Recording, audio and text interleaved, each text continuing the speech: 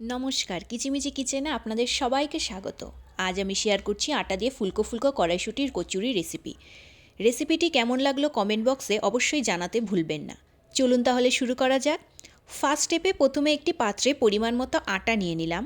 ময়ানের জন্য সামান্য লবণ, 1 টেবিল চামচ সাদা তেল দিয়ে ভালো করে মিশিয়ে অল্প অল্প করে জল দিয়ে মেখে নিলাম। উপরে সামান্য সাদা তেল মেখে 30 মিনিটের জন্য রেস্টে রেখে দিলাম। এবার নেক্সট স্টেপে গ্যাসে একটি ননস্টিকের প্যান বসিয়ে সাদা তেল দিয়ে দিলাম। তেল গরম হয়ে গেলে ফোড়নে সামান্য হিং ও কালো জিরে দিয়ে দিলাম। ফোড়ন নাড়াচাড়া করে সুন্দর গন্ধ বেরোলে আগে থেকে পেস্ট করে রাখা আদা, ঝালের জন্য পরিমাণ মতো কাঁচা লঙ্কা, বেশ কিছুটা পরিমাণ কড়াইশুঁটির মিশ্রণটি দিয়ে দিলাম। সামান্য লবণ ও চিনি দিয়ে নাড়াচাড়া করে ভাজা মশলার গুঁড়ো দিয়ে দিলাম। ভালো করে নাড়াচাড়া করে যখন প্যান থেকে পুরটি উঠে চলে আসবে, লেগে যাবে না, তখন পুরটি তুলে একটি প্লেটে ঠান্ডা হতে দিলাম। থার্ড স্টেপে পুরটি ছোট ছোট গোল করে নিলাম। মেখে রাখা আটা থেকে ছোট ছোট লেচি কেটে গোল করে একটি বাটির শেপ দিয়ে নিলাম হাতের সাহায্যে। তারপর গোল করা পুরটি দিয়ে মুখ বন্ধ করে নিলাম।